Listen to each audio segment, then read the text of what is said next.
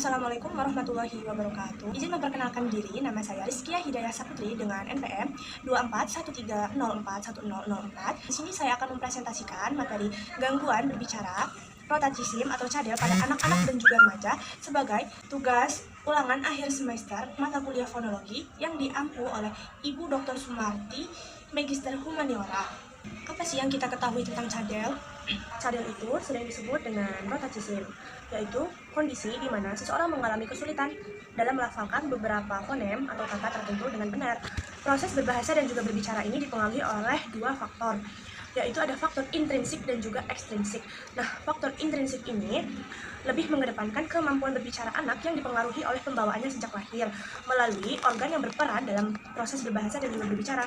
Sedangkan faktor ekstrinsik ini dipengaruhi oleh dorongan yang diberikan kepada anak untuk belajar berbahasa sosial melalui percakapan yang didengar atau ditunjukkan kepadanya.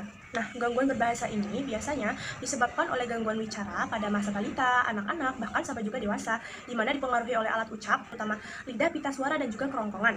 Maka dari itu, penyebab utama cadel disebabkan oleh faktor lingual, salah satunya yaitu lidah. Gangguan berbahasa, penderita cadel ini biasanya berkaitan dengan gangguan fonetis ketika mengucapkan sesuatu. Variasi cadel ini pada anak seringkali terjadi pada saat pelafalan fonem R. Ketika mereka ucapkan, maka akan terdengar fonem lain, yaitu L. Dan ada pula cadel terhadap konsonan letup dorsovelar, bagian lidah dan langit-langit lunak, yaitu ek, dan juga konsonan geser laminopalatal, bagian tengah lidah dan juga langit-langit, yaitu es. Jika dilafalkan, maka akan terdengar seperti fonem t.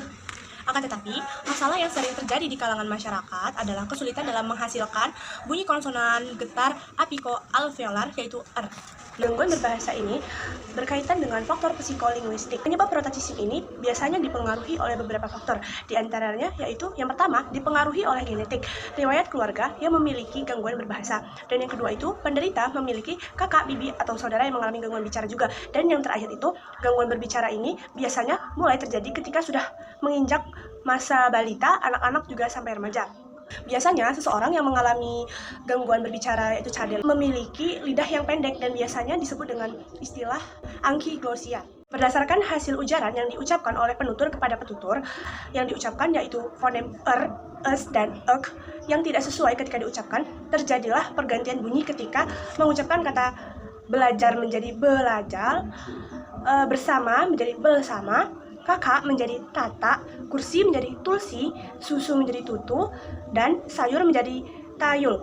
Hal ini dipengaruhi oleh faktor lidah penutur yang pendek sehingga dapat mempengaruhi mekanisme alat ucap. Ini saja yang bisa saya sampaikan dalam presentasi kali ini. Wassalamualaikum warahmatullahi wabarakatuh.